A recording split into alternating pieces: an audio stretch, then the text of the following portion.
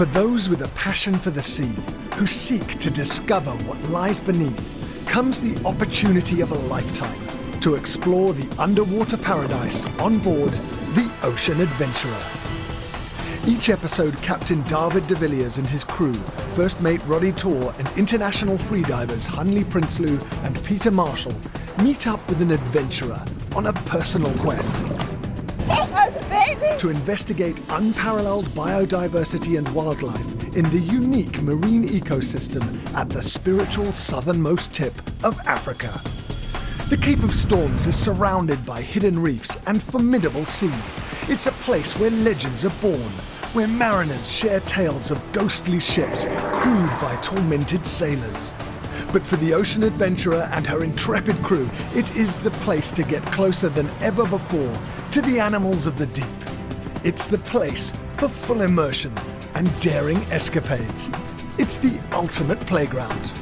All aboard the Ocean Adventurer.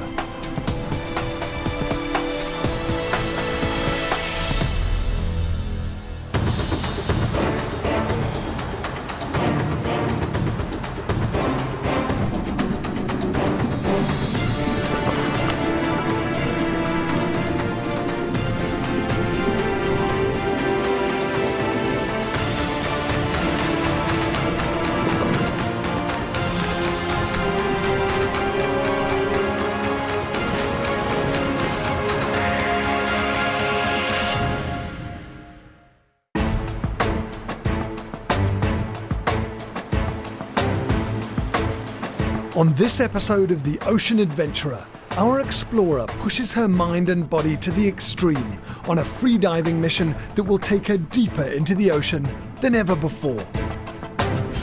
And then it just comes into your mind quickly, oh my gosh, this is 3,000 feet below me. The deep blue can be daunting. Luckily, she'll be surrounded by ocean specialists. Skipper Дэвид is the perfect guide. He's effectively circumnavigated the globe 6 times. Now he wants to share his passion with others.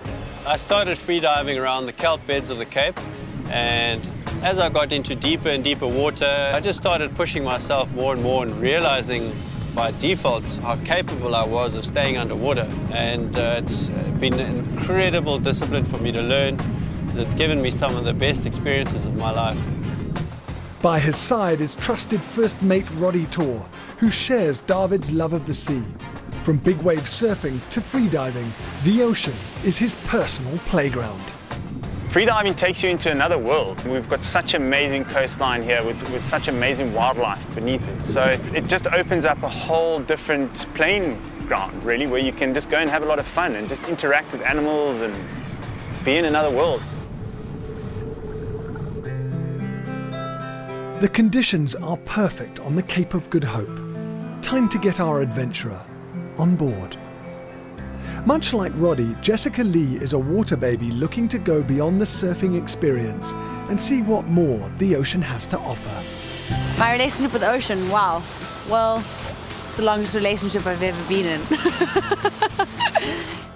From the youngest I can remember, I'd always spent all of my spare time in the ocean. Both my parents worked quite a lot, and I used to just kind of be left up to my own devices. And myself and my childhood friend, we used to just build sandcastles, go body surfing, explore the rock pools. And then as I grew up, I got into bodyboarding and then surfing. The ocean's like a second home for me. So my life can be pretty chaotic at the best of times. Studying, part-time job, everything that I have going. And to be able to go to the ocean in the evenings or in the afternoons or any time that I can get off in the early mornings, it allows me to sort of center myself, I feel so comfortable in the ocean.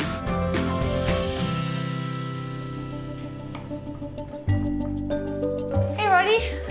Hey, Jess, how's it? How you doing? Well, how you doing? Yeah, I'm good, hey, I'm good. Cool. Just thought I'd bring my board in. I've got a couple of dings. Oh my goodness, let's take a look. Just pop it up on the stand here.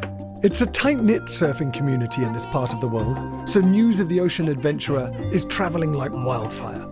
As a surfer and someone who studies environmental philosophy, Jess is the perfect candidate for an ocean adventure. I'm studying environmental philosophy under the Environmental Humanities program. And at the same time, surfing's always been a big part of my life. And both of those areas are about our connection with the environment and with the ocean. Environmental philosophy questions the place of humans in the natural world.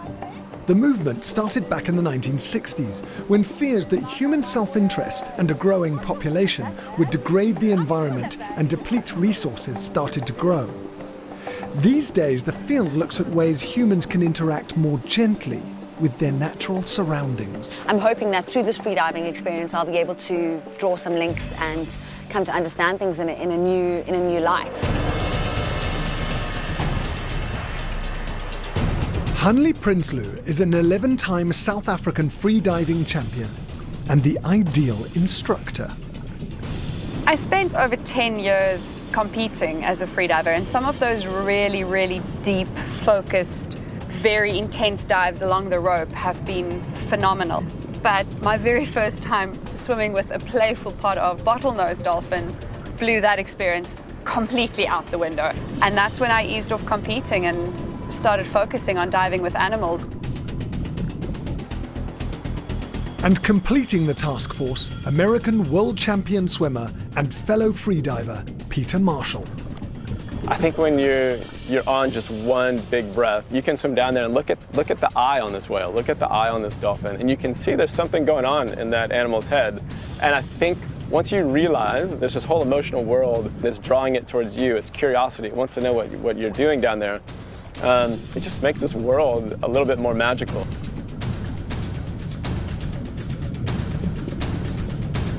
For Jess's adventure, I realized that the first thing I needed to do was to get her up to speed really quickly. So paired her up with Hanli. Hanli could take her through the paces and get her up to speed quickly. Jess will have to take a deep breath as she's about to explore this familiar environment in much greater depth. False Bay is a freediving paradise. With its clear, shallow waters, it's the perfect place for Jess to practice. Along the peninsula are hidden coves, protected from the swell, abounding with marine wildlife. Kelp grows in clusters close to the shore, forming underwater forests, an ecosystem favoured by divers. For surfers, however, kelp presents a different kind of challenge. So Jess, have you dived in kelp before? Geez, other than being held under a couple of waves in the kelp forests at the Corp, no. Involuntary diving. Yeah, involuntary diving. No, I've never. I mean, you know, we get tangled up in it when we're surfing on the top. Yeah. But I don't think I've never really thought about like what's happening under there. And there's obviously a lot happening under there. So it's quite a magical experience. It's like a mystical forest down Yeah. there. So it's a completely unique experience. It's really great. Actually, it gives me a great sense of comfort diving in the kelp. Although this marine garden appears serene, for a novice diver, swimming through the tangled kelp bed can be unnerving. But Jess is building up her courage. Let's get in the water. Let's go and experience it. cool.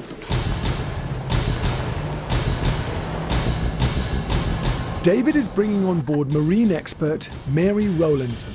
She's part of a team of fisheries scientists investigating new methods to better understand the number and variety of fish living in our oceans. Hey! Hi, I'm Jess. Mary. Nice to meet you. Mary. She's got a good idea of the wonders Jess is about to encounter in the Marine Protected Area, or MPA, hopefully including the enigmatic 7-gill shark. In MPAs, human activities are strictly controlled, promoting conservation. Right guys, we're right in the middle of Miller's Point here, where we've got some beautiful kelp forests. We're really lucky today. We've got top to bottom visibility. So when you're swimming at the surface, doing your deep, slow breathing into your belly, you can start looking out for the silhouette of sharks at the bottom. And when you see one, take that big breath, stomach, chest, shoulders, really fill it up, snorkel out, and then you can pop down and go visit them. Jess, you and I will buddy up, so we'll stay nice and close together, keep an eye on each other. I'll be close. I'll be close. You're gonna be like my little remora on the side. Exactly. Immediately I feel like I don't want to see sharks, but I actually know that really deep down I do want to see sharks because of the sort of fear that I have of them. As surfers, we sort of like always afraid that we're going to bump into one. So I would like to see one just so that I can come to see that they're not as dangerous as I always think that they are. Being a freediver is very different from being any other kind of waterman or waterwoman. You cannot rely on adrenaline and you cannot allow yourself to get pumped up like you do for surfing. You actually have to pump down, so to speak, and slow down your thoughts, slow down your energy, slow down everything so that when you get in the water, you can freedive.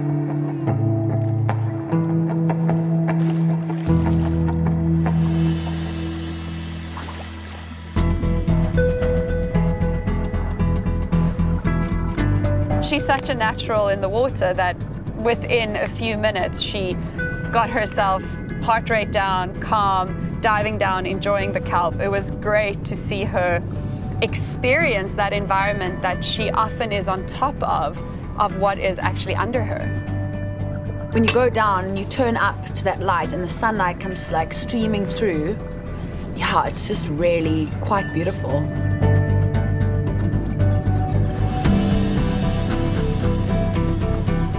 After about 10 or 15 minutes, I just got caught up in the beauty of the kelp forest. I mean, it was just so incredible being down there that I stopped thinking so much about, oh, am I doing my proper checks? Am I this? Am I that? Am I down here for long enough? I was just like, it's fine. Just be down there as long as you can and enjoy it.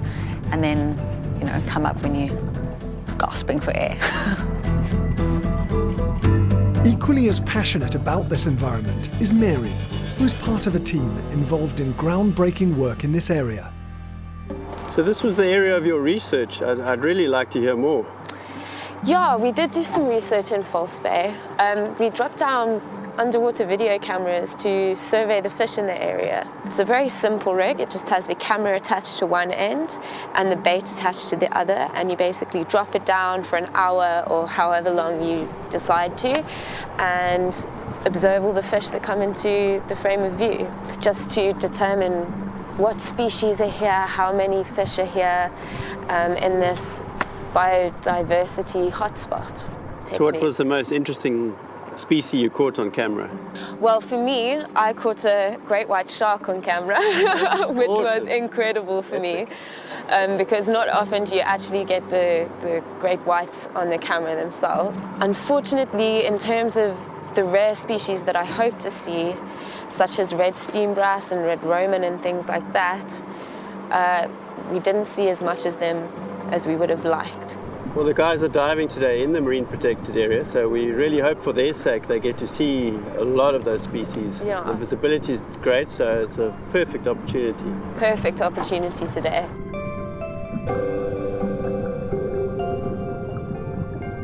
The other great thing about these baited remote underwater videos is that we can use them in MPAs without compromising the management objectives. So we're not actually taking anything out of the water like we do when we fish, and we normally use fishing for surveying. So with this, it's a non-destructive technique, it's non-extractive, plus the fact that we can see everything in the environment. We can see the habitat the fish are living in. And more species are attracted to the cameras than they are to the hook. So this allows us to see everything and not just those fish that are of commercial importance.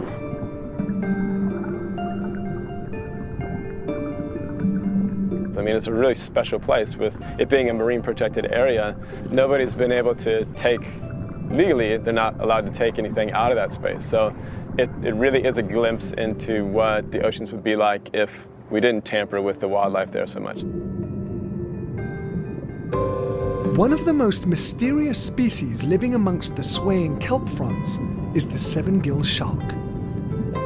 It is an important apex predator in this fragile biome. False Bay is one of the only places on Earth where diving with these sharks is possible. Colloquially known as cow sharks, their numbers appear to be in decline off the coast of South Africa, a trend also affecting a number of other fish species.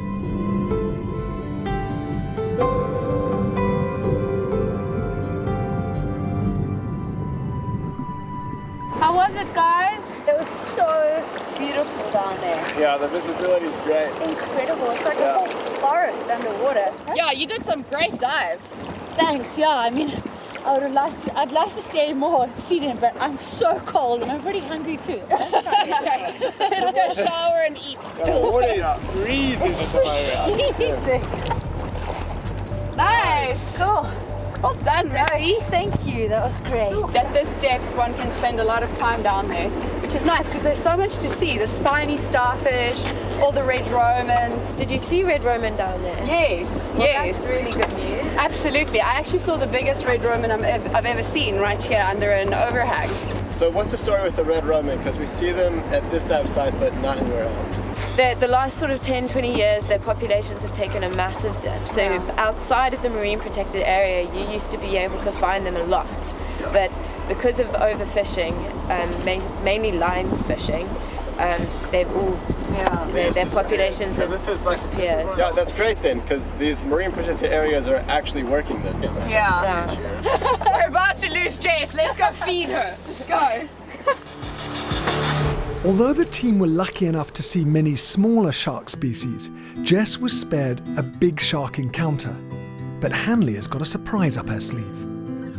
It was awesome to see you in the kelp, Jess, and your dives are looking so great. Like, you're totally relaxed, long dive times. I actually think I want to get you out a little bit deeper. Ooh. And exciting. I know just the place. Deeper water, warmer water. And yeah, is 3,000 meters deep enough for you? 3,000 meters. Did you say the water's going to be warm? I could really use some warm water. Yeah, I could use some warm water. I was just trying not to think about the 3,000 meters that are below me. From where we are now, we head straight south, past Cape Point, keep going for another 3 hours. The water turns blue, it gets warmer. We have infinite depth underneath us, and it's the perfect place to dive deeper. Great, great. The ocean adventurer heads further out to sea, where Jessica will face her next challenge, diving above an undersea canyon. The Cape Canyon is located 35 miles off the coast. It is here that the Agulhas current sweeping southwards from the tropics and Benguela current intercept. In this mixing bowl of hot and cold water, marine life thrives. There's a good chance they can attract blue sharks to the boat with the help of a little chum made from fish oil and sardines. In the meantime, Hanley wants to continue with Jess's training. It's been really great watching you guys get more and more comfortable with your freediving, especially in these dynamic ocean environments. So, Roddy, you've done a little bit more freediving and open water freediving than Jess has. I'm curious, Jess, how are you feeling about getting in the water in the open ocean, bearing in mind that right now underneath us is 3,000 meters of water and all kinds of marine wildlife? Sure. A mixture of feelings, I think. Very excited, but also quite nervous. I suppose I didn't really think about it that way, that there's so much space beneath me, you know? It's quite a surreal thought to think that there's 3 kilometers down to get to the bottom of the ocean. Yeah. And we're going to be floating around up on the top of all that. I'm just hoping that because there's that much ocean, it means that the wildlife, some of the wildlife are quite well spread out. Maybe just the ones I don't want to bump into. Yeah, it's disregarding the fact that we're actually putting chum in the water to bring them closer to us. Yeah. No, but actually saying that, I mean, I do want to see the wildlife. So, yeah, I'm really excited to be going in at this out here. This is where the waves that we surf get made, you know? This is where the swell's from. So, yeah, it's going to be good to get into We're used to space. spending so much of our time on the surface of the water, and we follow the swells and the forecasts relentlessly, and we chase every swell. So it's a great opportunity for us, an experience to get out here, to be so far out where it actually all starts for us. Absolutely. And then to get down below and see what's actually going on. Okay guys, I think we're ready. Let's go get kitted up and get in the water. Cool. Awesome, let's go. do this. I'm ready for it. Let's go. I'm a firm believer in growing outside of our comfort zones, and suggesting to Jace that we should go and freedive in the far, far deep south of Cape Point in 3,000 meters of water definitely got her outside of her comfort zone. Yeah, it was quite a different experience coming out into the deep. I think it's quite hard to comprehend the sheer amount of space that's beneath you. And then like it comes into your mind quickly, like, oh my gosh, you know, this is 3,000 feet below me. Freediving does come with risks. The most common, the biggest risk is shallow water blackout, and would most typically happen when people are coming back to the surface, and with a lack of oxygen, in a very simplistic explanation, you will have a blackout. But we will never be taking people to that extreme. We are probably only pushing people halfway to the reserve that they still have, or the capacity that they have, with the exercises that we do with the wildlife.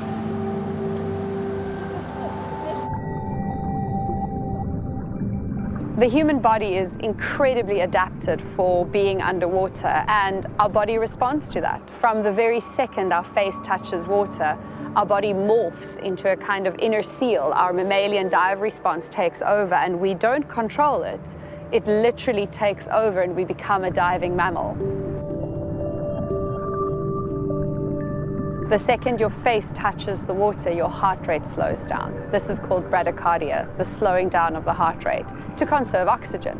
The second thing that happens is vasoconstriction, a constricting of the blood vessels in the legs and arms, where the blood is shunted back to the core where it's most needed, getting pumped to the brain to oxygenate what needs to be oxygenated when we're diving. And thirdly, our spleen actually responds in an unbelievable way, something that was discovered first in seals, called the spleen response, where the spleen constricts to around half its original size, squirting out oxygen-rich blood flow into our bloodstream. So it's like a kind of blood doping, except that it's completely legal, and we do it without thinking about doing it. And slowly, slowly, we turn into a diving mammal, able to spend more time underwater freediving. Nice! Well done! That was so good. I love just seeing you getting more and more relaxed and staying down longer and getting deeper. It's great.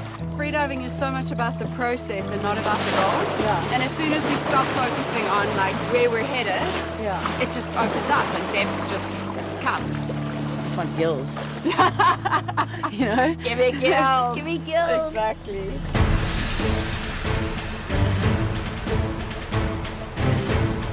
After more time in the water with Hanley, Jess is better prepared to push herself even further. The blue sharks have turned up. Will she remember to keep calm when she's completely surrounded? Okay guys, there has been a change in the weather. This is the Cape of Storms after all, and things change daily. Yeah. We have been chumming for an hour, so we have got sharks behind the boat, and they are inquisitive, and they are friendly, and they will come up to you. So just keep calm, you know, just don't worry about it. They may even rub themselves along your body, come and nuzzle in a bit. Come in for a little cuddle. There's nothing wrong with giving them a little push away. The only thing you don't really want to do fingers first, or what? is keep your fingers to yourselves. So not, I mean, obviously we're not going to, I'm probably not going to have the desire to, but one shouldn't reach out Only to if them. you feel like they're just too much in your space, you can push them away. You can push them away, But- and Yeah, it'll be fine. it'll be fine. And keep an eye on each other for our Look at that freediving fin, stuff. look at that fin. Gorgeous. Oh, we're Oh my in. gosh, I'm so We're on. excited.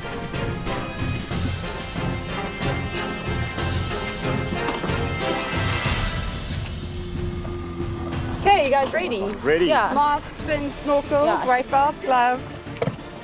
Everything. Got everything. That's This is incredible. Look at this guy right here. Yeah. Okay, Jess, I'm right behind you. Good luck.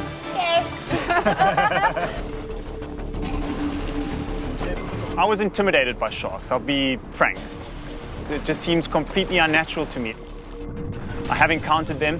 Most of my encounters have been while surfing, and when you're surfing and you see a shark, it's terrifying. You just want to get out of the water immediately.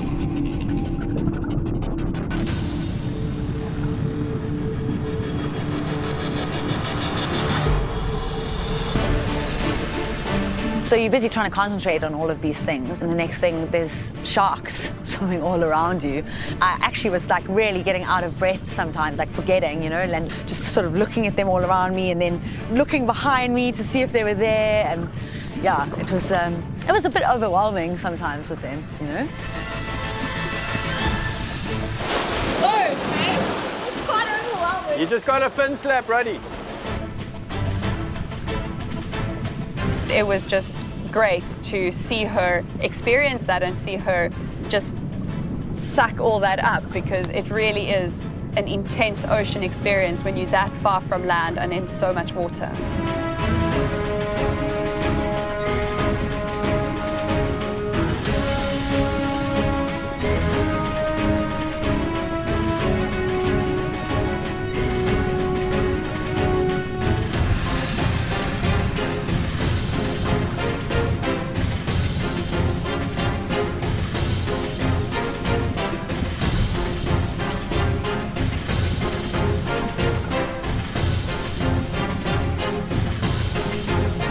In some ways, I mean, I suppose I did expect to see some of the marine life that I did, but I never expected to interact with it in the way that I did.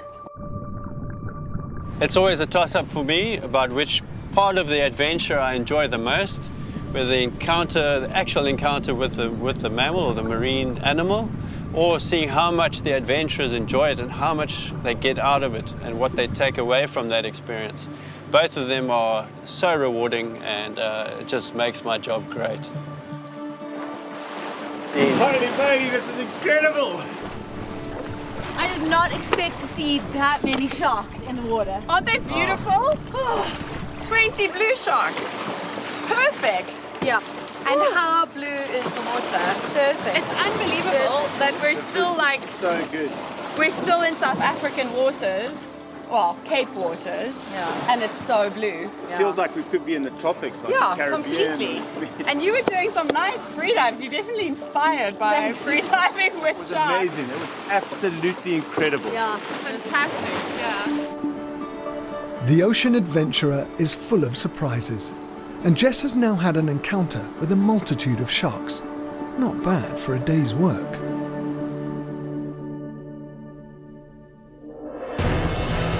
With another day dawning, the adventure continues. The ocean adventurer and her crew are driven by desire to conserve and protect the marine wilderness. When trawlers are spotted on the horizon, Дэвид feels compelled to take a closer look. Hey guys. Yeah. Hey. I've got a little idea. It's a little bit off the wall, but could be an interesting freediving experience. Yeah? Just spotted a trawler, and maybe we can jump in behind and see what's in the bag, around the bag. Could be something very interesting. Sure. Okay. Is it safe? What are the risks? The risks are getting tangled up in the net and getting pulled in as a serious bycatch. Realistically speaking, the water is very clean, so we'll have a very clear visual on the net. We won't go in the water, the visibility is bad, but we'll have a very good vis on the net, and you'll be able to keep your distance and not be caught up in it. If there are sharks, they will be feeding on the bycatch, but that's no more or less risky than being in sharks elsewhere. Totally. So Sure. No, I the think same risk level there. sounds great. For safety reasons, I don't think we should take Jess with us yet. It sounds pretty full on. I agree completely with you. For Roddy as well. I think it's just for the advanced freedivers. Yeah. Cool. Yeah, sounds awesome. And we get going. Cool. Cool. Let's do it. Awesome, guys.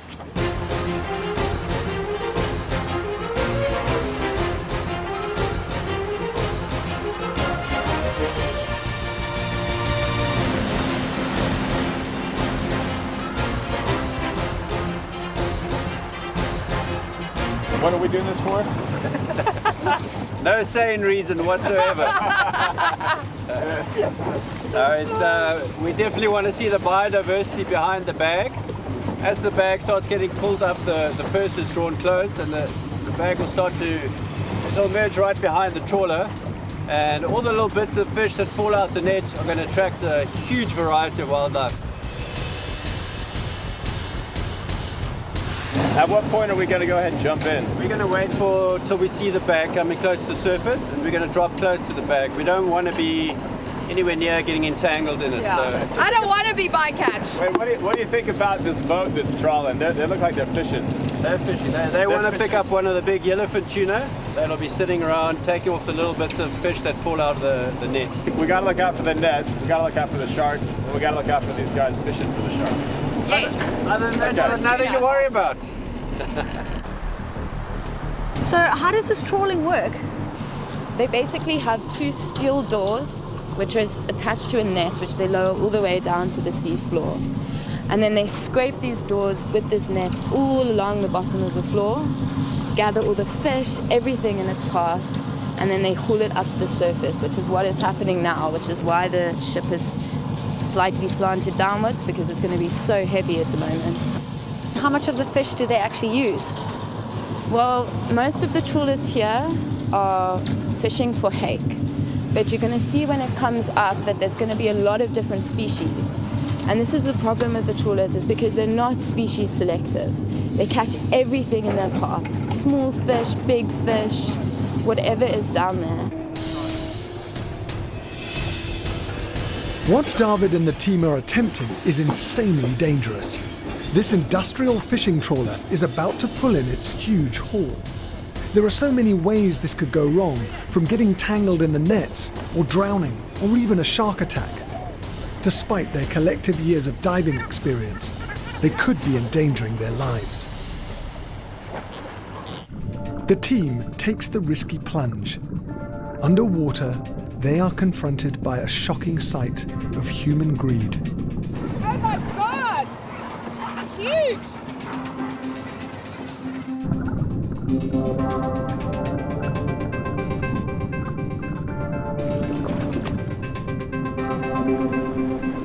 Thousands of fish are indiscriminately caught in the trawler net, and in the wake of a trail of death and destruction.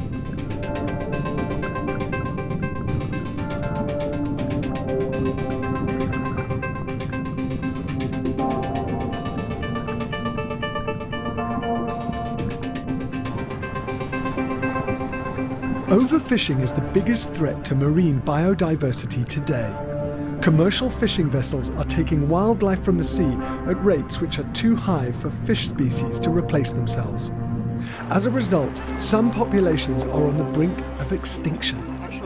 Bycatch, or marine animals that are caught unintentionally, are also heavily affected.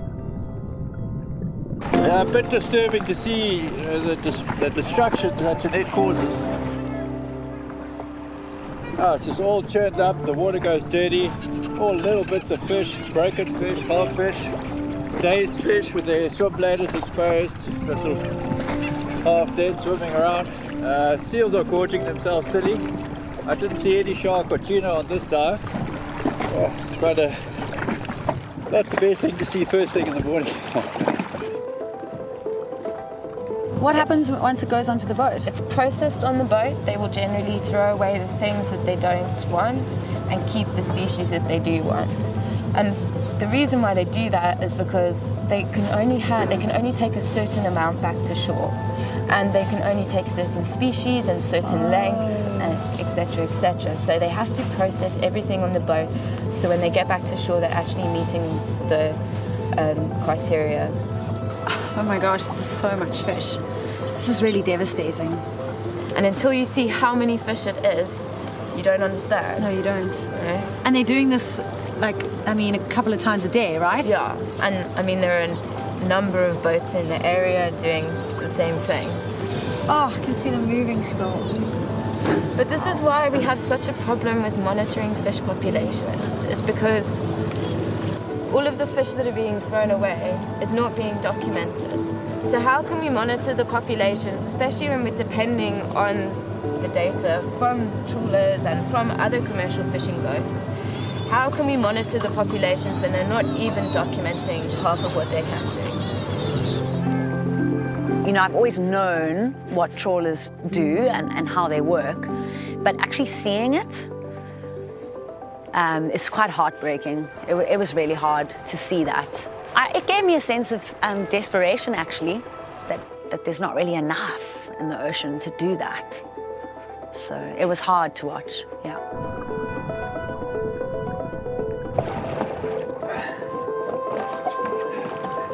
Sure, Дэвид. Hey honey, how was that dive?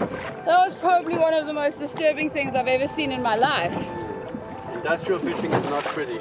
It's unbelievable. I mean, I've heard so much about bycatch and the waste, but to actually see it like moving in front of you like this horror show spectacle, it's the most disturbing thing. You see all these fish with their bladders burst and they're like dying and dead in the net and floating around, and oh no, that was horrible.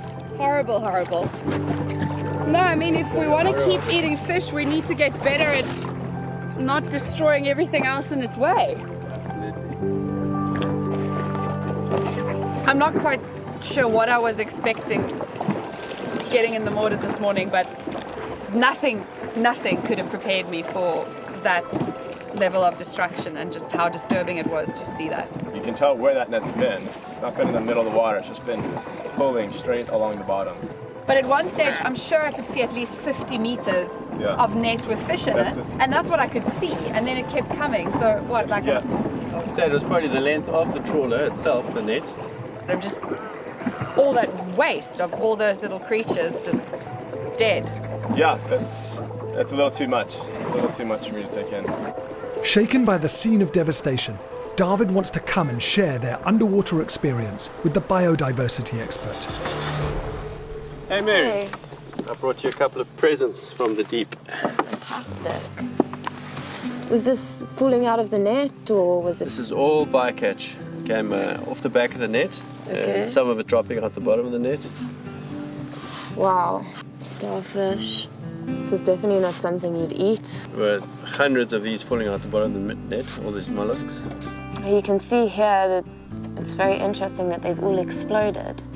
It's from coming from so deep and then coming to the top. The changes in pressure, literally all their internal organs, their eyes are just popping out and exploding.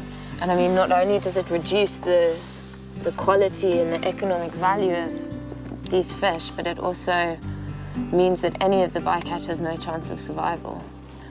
What was it actually like being underneath the water and diving in that? But to see it up close, it's really disturbing. I mean, you're seeing thousands of these fish with distended swim bladders, eyes popping out, broken, absolutely useless. So much wastage, and it's incredibly destructive. And this is just a fraction of the bycatch. Yeah, correct. Within our area here, we've got 5-6 more trawlers doing the thing twice a day. So, in a small area of the world, this is happening globally on a daily basis. It really makes you think twice about fish fingers. It certainly does. After the shock of the trawler dive, everyone is keen to put the experience behind them. Luckily, an uplifting encounter is just around the corner. Pilot whales! What? Whales! Come guys, get them, get them!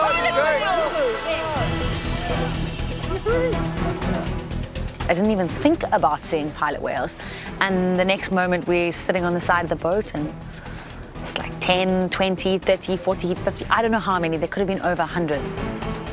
This is the thing that I love the most about our water off here. You never know what you're going to get. Inspired by the diving opportunity of a lifetime, Jess and the crew are in high spirits. The name pilot whale is thought to originate from the notion that the pod are piloted by a leader whale. The family structure reflects the highly social nature of these whales.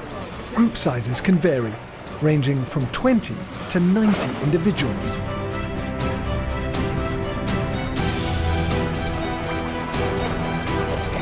So many babies! I was actually so excited when we first saw the pod that I jumped in the water. I hadn't zipped my wetsuit up. So I was like, I'm getting in the water, I don't care if I'm not ready, and I just dived in.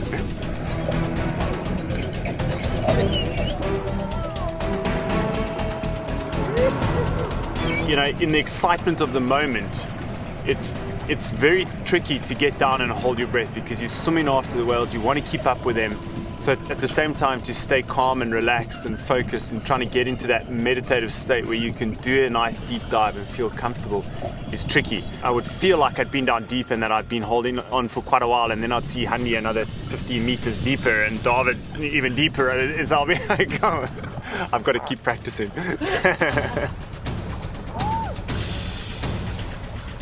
Yeah, it's so much easier to keep up with them with the monofin, and they also tend to be a little curious because I move like them. So I always find that when I'm diving with whales, I choose to wear the monofin, and when I'm diving with sharks, I use the bifins.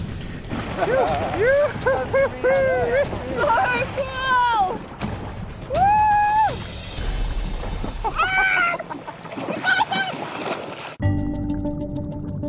They were everywhere, and all of a sudden they kind of appear out of the blue, and they're just looking at you. They have these really blue eyes with a white space around them, and they just look at you from the side, and it really is checking you out. It wants to know what you are, what are you doing here? I haven't seen you. What kind of creature is this? It knew that we were watching, it knew we were curious in them, and it was curious in us. Yeah, they come closer because they want to know what you are.